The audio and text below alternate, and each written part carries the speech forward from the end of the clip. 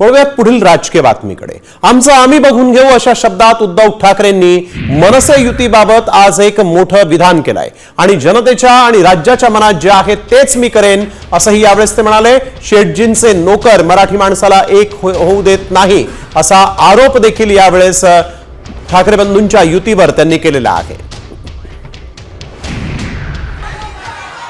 आहेत आता बातम्या सगळीकडे चालू आहेत, काय होणार, कसलं नाही होणार, का होणार की नाही होणार कळेल ना। जे यांच्या मनात आहे आणि राज्याच्या मनात आहे तेच मी करेन।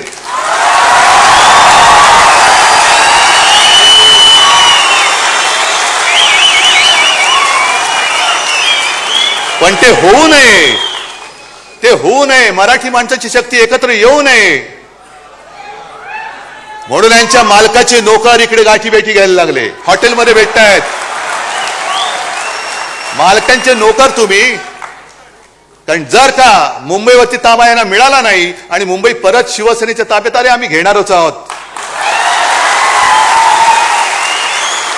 आम्ही घेणारच आहोत। मुंबई जर का पुन्हा मराठी माणसाच्या ताब्यात गेली तर मालकाच्या मित्राचं कसं होणार, अदानीचं कसं होणार। त्याच्यामुळे मराठी माणसाची शक्ती एकवटता कामा नये, याच्यासाठी हे मालकाचे त्या शेटजीचे नोकर, हेच मी म्हणेन। आणि त्या नोकरांचे नोकर जे आज नालायकपणाने वर्धापन दिन साजरा करतात ते शेटजींच्या नोकरांचे नोकर आहेत। म्हणून किती प्रयत्न चाललेत, होणारच नाहीत, होणारच नाही। अरे तुला काय करायचं, तुला नाही होत, आमचं आम्ही बघू ना, आम्ही बघू आमचं काय करायचं ते।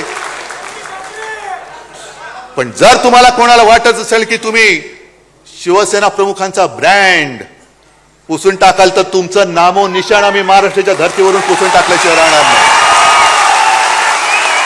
नामो निशाण पुसून टाकू आम्ही भाजपचं या महाराष्ट्रातून।